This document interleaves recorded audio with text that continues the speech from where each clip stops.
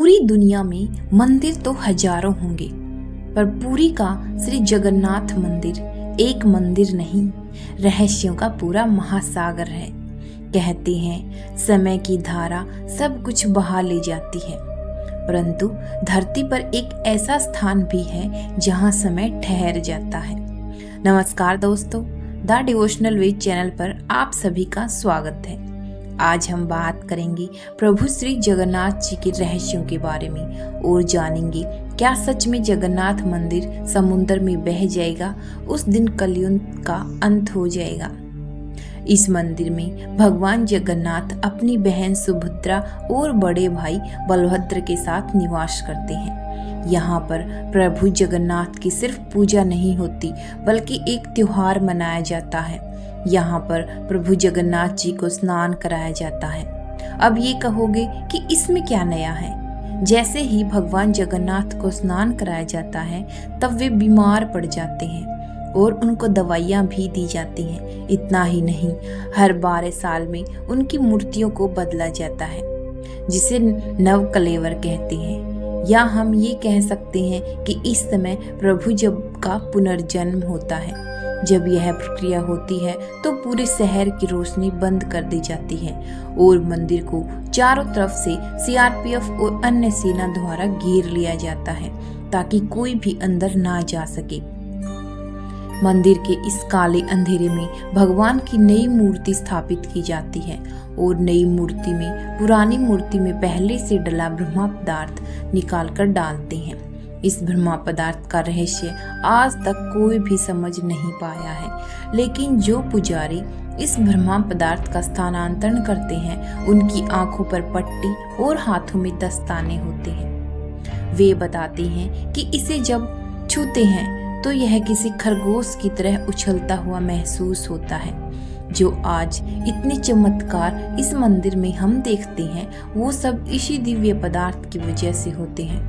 ऐसा माना जाता है कि ये दिव्य पदार्थ भगवान श्री कृष्ण का हृदय है और इसमें उनकी सारी दिव्य शक्तियां छिपी हुई हैं। एक और रहस्य की बात, जब भगवान जगन्नाथ बोर हो जाते हैं, तब वे शहर में घूमने के लिए निकलते हैं और अपने भक्तों से मिलते हैं। माना जाता है कि वर्तमान मंदिर का निर्माण 12वीं सदी में राजा अनंत वर्मन चोड़गंगादेव ने करवाया था और 1150 ईस्वी में पूरा हुआ।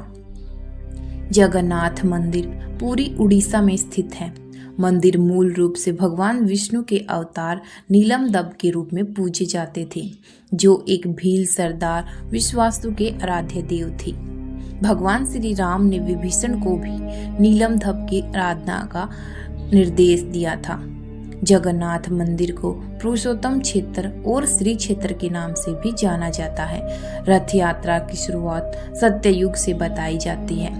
लोक मान्यताओं के अनुसार रानी गुंडीचा ने भगवान जगन्नाथ की मां की तरह प्रतीक्षा की थी, जिसकी वजह से गुंडीचा मंदिर स्थापित किया और जगन्नाथ प्रभु को हर साल रथ यात्रा निकालते हुए वहां 7 दिन के लिए विराजमान कराया जाता है।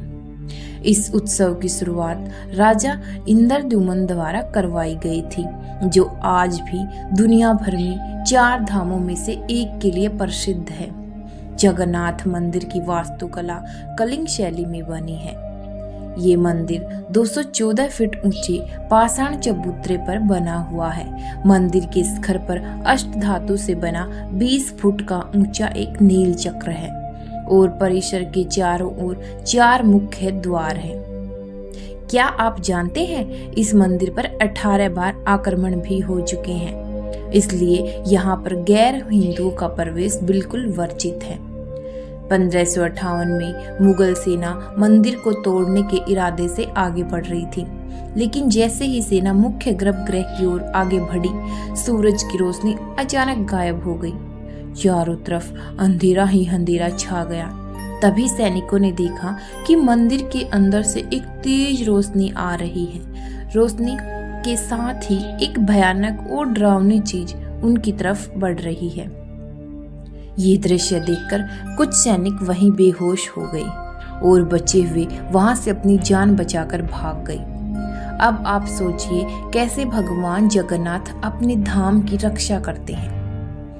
हजारों वर्षों से मंदिर की सीढ़ियां समुद्र की लहरों से बातें करती रही हैं, पर मंदिर की महिमा इतनी प्रबल है कि लहरें आज तक उसकी सीमा पार नहीं कर पाई।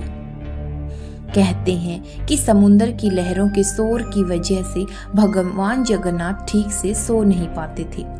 तब हनुमान जी को उनकी ये परेशानी पता लगी तो हनुमान जी खुद को अपनी शक्ति से 2 हिस्सों में बांट लेते हैं और फिर तेजी से हवा के विपरीत मंदिर के पास चक्कर लगाने लगते हैं, जिससे हवा का एक ऐसा चक्र बना जिससे समुद्र की लहरों की आवाज मंदिर के अंदर ना जाकर आसपास ही घूमती रही और अंदर प्रभु आराम से सोते हैं।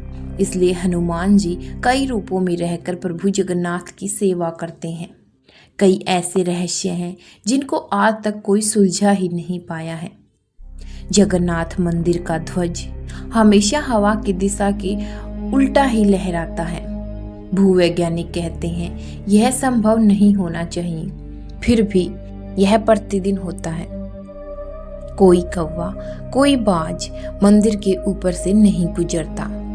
यह दुनिया के किसी भी अन्य मंदिर में नहीं देखा गया। कहते हैं कि इस मंदिर में सिर्फ हिंदू का ही प्रवेश है। चाहे आप राजनेता हो, कोई सुपरस्टार हो, कोई बिजनेसमैन या साइंटिस्ट हो, चाहे कितनी भी बड़ी तोप हो, इस मंदिर में जाने के लिए एक ही योग्यता होनी चाहिए और वो है बस आप हिंदू धर्म से संबंध रखते हो। जब भी कोई बड़ी मुसीबत या आपदा आने वाली होती है तो हमारे हिंदू मंदिर हमें पहले से ही संकेत देते हैं, वे हमें सतर्क करते हैं। इस मंदिर से जुड़ी एक मान्यता है कि जब भगवान श्री कृष्ण ने देह त्याग की थी तब उनकी अंतिम संस्कार किया गया। उनका पूरा शरीर पंच तत्व में विलीन हो गया, बस हृदय को छोड़कर। बताते हैं कि वो हृदय आज भी जिंदा इंसान की तरह धड़क रहा है, भगवान जगन्नाथ के हृदय में ब्रह्मा पदार्थ के रूप में। शास्त्रों में लिखा गया है जिस दिन प्रभु जगन्नाथ का मंदिर समुद्र की गोद में समा जाएगा उस दिन कलयुग भी अपनी अंतिम श्वास लेगा। यह भविष्यवाणी सदियों पहले लिखी गई थी, क्योंकि जगन्नाथ मंदिर केवल पत्थरों का ढांचा नहीं बल्कि धर्म का मेरुदंड है। सोचिए, अगर कभी समुद्र की लहरें इस पवित्र मंदिर की सीढ़ियां छू ले, अगर लहरें शिखर की ओर बढ़ने लगी तो क्या होगा? एक पल में खबर फैल जाएगी, कलयुग समाप्त, सतयुग का द्वार खुलने को है। परंतु जगन्नाथ स्वयं काल के स्वामी हैं। उनकी इच्छा के बिना न समय बदलता है न युग का अंत होता है। जब तक प्रभु का आशीर्वाद इस धरा पर है, समुद्र श्रद्धा से पीछे हटता रहेगा और कलयुग का अंत उनकी इच्छा तक प्रतीक्षा करता रहेगा। पूर्वी भारत का शांत तट, जहाँ समुद्र की अनगिनत लहरें मंदिर को छूकर वापस लौट जाती हैं, इन्हीं लहरों के पास खड़ा है प्रभु श्री जगन्नाथ धाम। एक ऐसा धाम जो केवल धार्मिक शक्ति का प्रतीक नहीं बल्कि विज्ञान, इंजीनियरिंग, ज्योतिष और रहस्य का अद्वितीय संगम है। किंवदंती कहती हैं जिस दिन यह मंदिर समुद्र में समा जाएगा उस दिन कलयुग का अंत होगा। ओडिया ग्रंथ, माधव पाटी, पुराणों का उत्कल खंड और कई दंडमी परंपराओं में उल्लेख है, कलयुग का अंत तब होगा जब समुद्र मंदिर को अपने साथ ले जाएगा, क्योंकि जगन्नाथ सिर्फ भगवान नहीं, काल पुरुष है, टाइम लॉर्ड, जो समय को भी रोक सकते हैं और चला भी सकते हैं। मंदिर 65 मीटर ऊंचा है। उस समय किसी भी आधुनिक मशीनरी के बिना इतना ऊंचा ढांचा बनाना स्वयं में एक रहस्य है। मंदिर के शिखर पर लहराता ध्वज हमेशा हवा की दिशा के विपरीत लहराता है। वैज्ञानिक कहते हैं यह एयर प्रेशर जोन का प्रभाव हो सकता है, पर अभी तक कोई स्पष्ट मॉडल इसे पूरी तरह समझा नहीं पाया। पूरी समुद्र तट पक्षियों से भरा है, पर मंदिर के शिखर के ऊपर कोई पक्षी नहीं दिखता। कई वैज्ञानिक इसे इलेक्ट्रोमैग्नेटिक फील्ड का असर मानते हैं। दिन के हर समय मंदिर की छाया अपेक्षित रूप से जमीन पर दिखाई नहीं देती। यह वास्तुकला की जटिलता और सूरज की स्थिति के अनूठे संयोग का परिणाम माना जाता है। जगन्नाथ मंदिर का मुख्य गोपुरम इस तरह डिजाइन किया गया है कि जैसे ही मंदिर के अंदर प्रवेश करें, समुद्र का गर्जन अचानक गायब हो जाता है।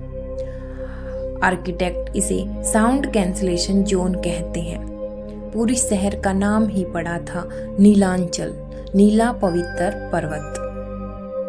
और ठीक इसके सामने है महानदी का डेल्टा और बंगाल की खाड़ी। जगन्नाथ मंदिर समुद्र से मुश्किल से कुछ किलोमीटर दूर है, फिर भी समुद्र सदियों से मंदिर की सीमा से आगे नहीं बढ़ता। समुद्र किनारे कई विशेषज्ञ कहते हैं समुद्र का पानी जिस रेखा तक आता है वह एक चुंबकीय संतुलन जैसी सीमा है, जिसे पार करने के लिए भूकंप या बड़े भूवैज्ञानिक बदलाव होने चाहिए। वैज्ञानिक नज़र से देखें तो अभी इतनी बड़ी सी लेवल बढ़ोतरी की संभावना निकट भविष्य में बिल्कुल नहीं है। पूरी तट भी अपेक्षाकृत स्थिर है, फिर भी जलवायु परिवर्तन और समुद्र के बढ़ते स्तर भविष्य में चुनौती बन सकते हैं। शायद यह भविष्यवाणी समुद्र और मंदिर की बात नहीं, बल्कि धर्म और अधर्म के संतुलन की है। जब मानवता अपने मूल्यों को खो देगी तभी युग परिवर्तन होगा। पर जब तक जगन्नाथ प्रभु का सिंहासन पूरी धाम में चमकता है तब तक कलयुग समाप्त नहीं, क्योंकि प्रभु स्वयं समय को रोक कर रखते हैं। समय बदले, युग बदले, किंतु जगन्नाथ प्रभु की महिमा अनंत है और समुद्र उन्हें प्रणाम करता हुआ बस किनारे पर ठहर जाता है।